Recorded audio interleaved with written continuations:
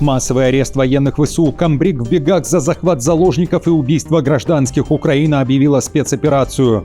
В Киев стянуты войска, военные занимают центр столицы. Зеленский бьет тревогу. Новый приказ Путина и обращение ВС РФ к Банковой. Жуткая потеря F-16. Самолет НАТО охвачен огнем. Последний путь на взлетной полосе. Международный скандал. Киев бьет по Москве, а Москва по Белграду. Сталин в Путине и заявление о русофобии. Что на этот раз? Польша объявила войну красно-черным флагом и Бандере. Заявление в день Волынской трагедии. Трамп и Нетаньяху на мушке. Президента призвали бежать. Британцы могут выбрать в парламент комика с мусорным баком на голове.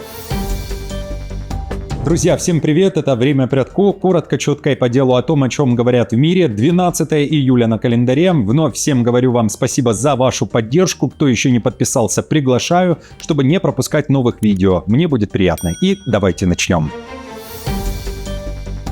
Международный скандал. Киев бьет по Москве, а Москва по Белграду. И причина в жестких заявлениях. Сталин жив и живет он в Путине. В этом уверен председатель Верховной Рады Руслан Стефанчук. Такое заявление он сделал на конференции спикеров стран-кандидатов в ЕС в столице Сербии. Он обвинил Россию в продолжении советской политики «разделяй и властвуй», политическом терроре и экономическом шантаже. Стефанчук подчеркнул, украинцы не будут малороссами, сербы малыми россиянами, а молдаване и грузины младшими братьями России. Также спикер Верховной Рады вспомнил слова югославского политика и писателя Милована Джиласа о преступлениях Сталина и заявил, что тот ошибался лишь в одном. Цитирую. «Для Сталина было возможно любое преступление, и не существовало такого преступления, которого бы он не совершил. Какими бы мерками мы его не оценивали, ему принадлежит слава величайшего преступника в истории, и будем надеяться на все времена. Сегодня я хочу сказать, насколько же он ошибался, и определяя величайшего преступника, потому что Сталин не умер, он продолжает жить в своем преемнике – Путине». Ответ из Москвы последовал сразу. Под удар попали и Киев, и Белград. Официальный представитель МИД РФ Мария Захарова заявила, что сербские организаторы не дали, цитирую, «должной реакции на выступление украинского спикера». Его слова она назвала ложью, а обвинение в адрес России – попыткой переложить на Москву ответственность за происходящее в Украине и заявила о русофобии. Мы неоднократно говорили о том, что представители киевского режима не упускают малейшей возможности, чтобы превратить любое мероприятие в антироссийский бенефис. Очередным таким примером стала конференция в Белграде. Приглашенный туда Стефанчук постарался максимально злоупотребить этой площадкой, чтобы задать тональность и сделать русофобскую пропаганду стержневой темой мероприятия. Отдельно прошелся по нашим связям с Белградом. Дескать, нечего сербам оглядываться на русских с позиции младшего брата. Новый громкий скандал в военном командовании. Массовое задержание военных ВСУ. Камбрик объявлен в розыск и в бегах. Причина – месть за супругу руками подчиненных. Так звучит официальная версия. Военнослужащих бросили на расправу над гражданскими. Украинских бойцов 155-й бригады обвиняют в захвате заложников, в частности в похищении братьев в Киевской области и в дальнейшем убийстве этих мужчин. Главный подозреваемый в организации преступления командир бригады Станислав Лучанов, который уже самовольно оставил часть, его местонахождение пока неизвестно. Информацию подтверждает оперативное командование «Север». При этом уже за решеткой 9 военнослужащих, которых следствие считает исполнителями приказа. В то же время тела, которые предварительно могут принадлежать пропавшим мужчинам, уже эксгумировали.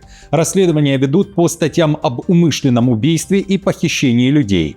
По данным ЗНЮА, исчезновение братьев связывают с конфликтом вокруг жены Камбрига. И вот в чем его суть. Версия следствия заключается в том, что жену Лучанова оскорбили неизвестные, после чего Камбриг отдал приказ 8 подчиненным бойцам наказать виновных. Они похитили 2 мужчин, Максима М. и Романа М., жителей села Калиновка Белоцерковского района, вывезли в Днепропетровскую область и расправились с ними.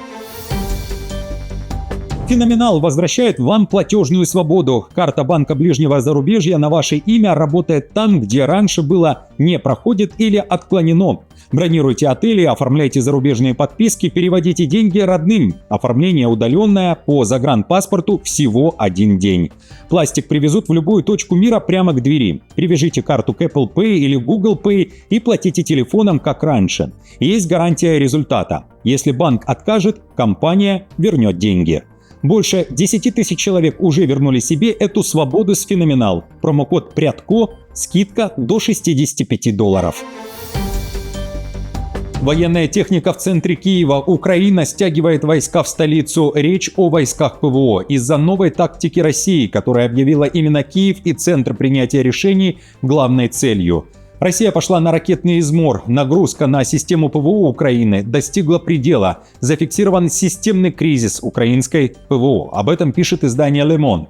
Издание напоминает, во время баллистических ударов по Киеву в ночь на 6 июля и утром 11 июля местная ПВО не смогла перехватить ни одной ракеты. Президент Зеленский бьет тревогу, сбивать российскую баллистику просто нечем. Очередное признание прозвучало накануне.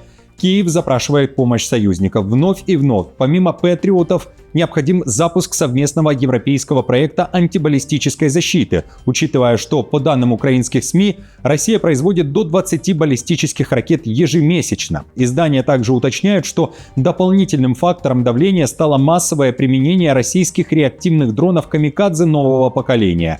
Эти аппараты теперь составляют примерно треть всего беспилотного арсенала РФ, говорится в публикации.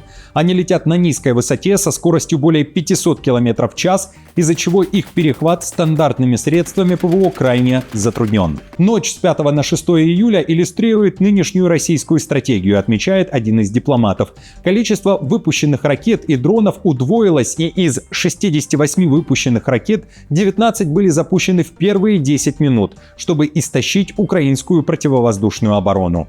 Путин приказал бомбить Киев и дальше. В российском Минобороны накануне озвучили план Москвы. Российские ракеты гарантированно преодолевают любые средства ПВО и ПРО, которые были переданы Украине западными партнерами, независимо от плотности их размещения в Киеве, говорится в сообщении военного ведомства РФ.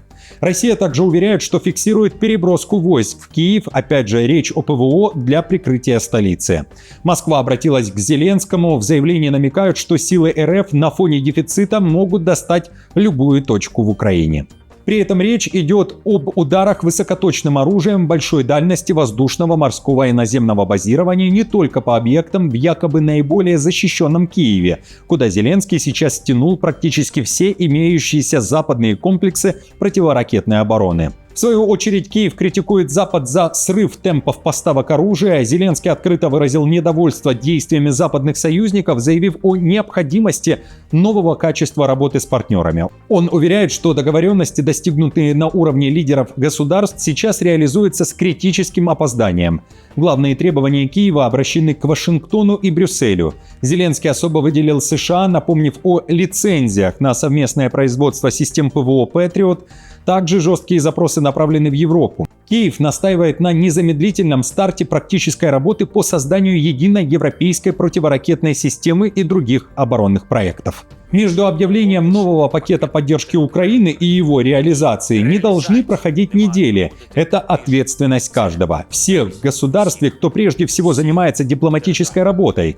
Украинским воинам нужно больше средств, больше возможностей, чтобы защищать жизни, чтобы защищать людей от российского зла.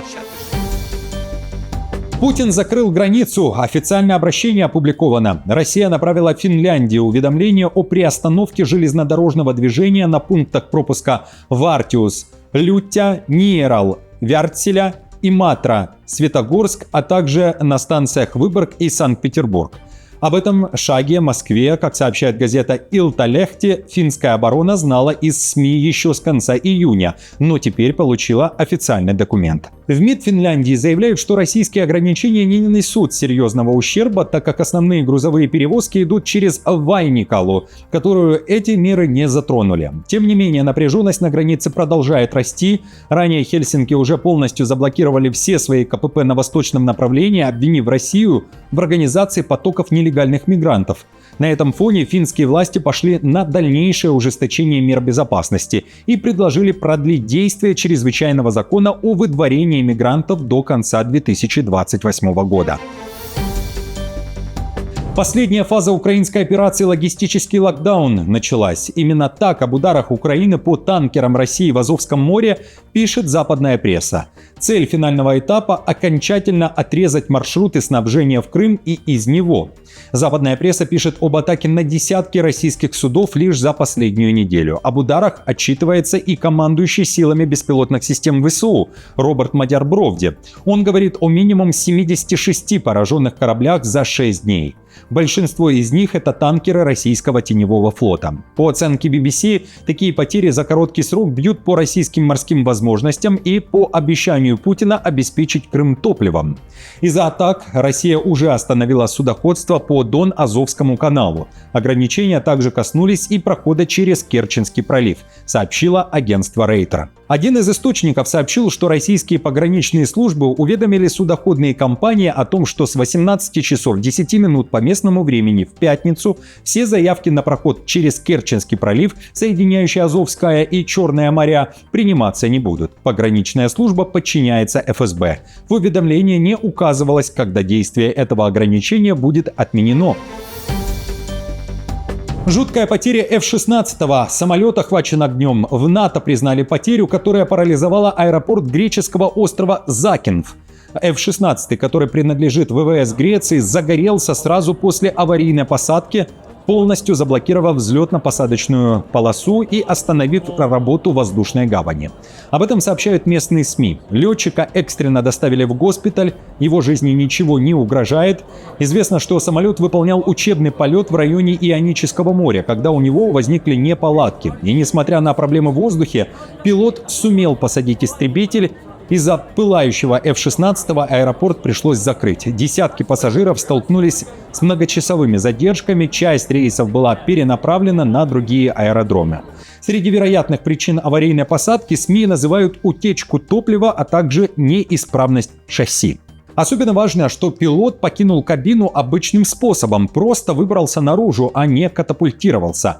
Фонарь кабины и катапультное кресло остались на месте, даже после пожара. Это стало косвенным подтверждением того, что пилот до конца был уверен, он сможет безопасно посадить самолет и самостоятельно покинуть его.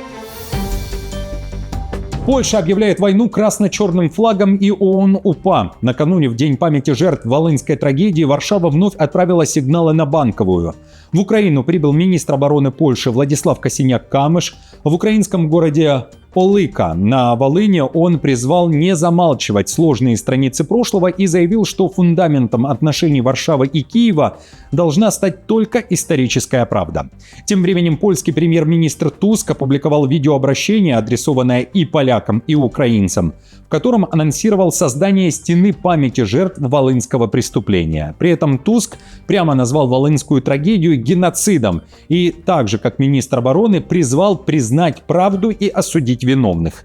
Финальный аккорд поставил президент Польши Навроцкий. В памятный день он приехал в село Радруш, что вблизи польско-украинской границы, и пообещал законодательно запретить в стране красно-черный флаг ООН-УПА. Навроцкий подчеркнул, что он обвиняет не весь украинский народ, а бандеровскую идеологию, тех, кто убивал, и тех, кто в 21 веке вновь апеллирует к красно-черному флагу. Прославление геноцида или его игнор – это призыв к новому геноциду, резюмировал Навроцкий. И я сделаю все, чтобы его не было в Польше. Дамы и господа, я верю, что польский парламент примет соответствующий закон. Именно об этом говорит этот флаг, и в нем по сей день сосредоточена вся идеология украинского национализма, представители которого убивали польских женщин и детей.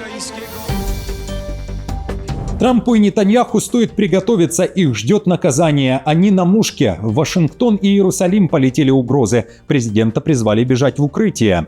Новый лидер Ирана объявил священную месть за гибель отца. Муджтаба Хаменеи официально поклялся, что страна и весь народ жестоко отомстят США и Израилю за ликвидацию Али Хаменеи, а также за гибель других соотечественников в развязанном западном конфликте. О своих намерениях иранский лидер заявил в письменном послании народу, которое было опубликовано накануне. Цель будет достигнута в любом случае, подчеркнул Муджтаба.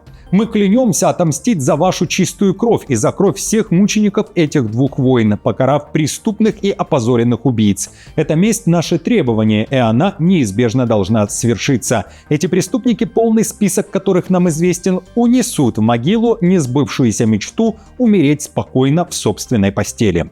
1000 ракет приведена в боевую готовность и нацелена на Иран, заявил Трамп еще до послания Маджтабы Хаменеи. Так президент США отреагировал на слова иранцев, которые, оплакивая покойного Хаменеи, призвали расправиться с ним и его союзником Биби. США полностью разгромят и уничтожат все районы Ирана, если будет покушение на Трампа, предупредили в Белом доме. Китай готовится сбивать Старлинки. Удар КНР по инфраструктуре США может стать реальностью благодаря новому оружию Пекина, которое способно выжигать спутники прямо на орбите. Речь идет о микроволновых системах сверхвысокой мощности. Разработку раскрыли ученые Национального университета оборонных технологий Китая, пишут местные СМИ. Заявленная мощность нового оружия до 100 гигаватт. Такие импульсы могут глушить низкоорбитальные спутники и повреждать их оборудование. Ученые утверждают, что часть систем уже вышла за пределы лаборатории и перешла к практическому применению. Для сравнения, опасным для спутников называют мощность в 1 гигаватт. Китайское микроволновое оружие высокой мощности может выдавать до 100 гигаватт. Это рубеж, который может изменить будущее войны и стимулировать развитие гражданских исследований и промышленности. Считается, что микроволновые импульсы высокой мощности, достигающие 1 гигаватта, могут вызвать серьезные помехи или даже повредить оборудование низкоорбитальных спутников. Британцы могут выбрать парламент комика. Мусорный бак рвется в большую игру и уже обходит одного из самых известных политиков страны. Кандидата в черном плаще и с мусорным баком на голове зовут граф Мусорнолицый. За этим образом скрывается комик Джонатан Харви. Он стал главным соперником Найджела Фараджа, лидера правой партии Reform UK и одного из идеологов Брексита. Выборы спровоцировал сам Фарадж, он сложил мандат и снова пошел к избирателям на фоне скандала с незадекларированным подарком на 5 миллионов фунтов. Крупнейшие партии отказались участвовать и назвали выборы политическим трюком. Согласно опросу, победы графа Мусорнолицева хотят 33% британцев, победы Фараджа 21%.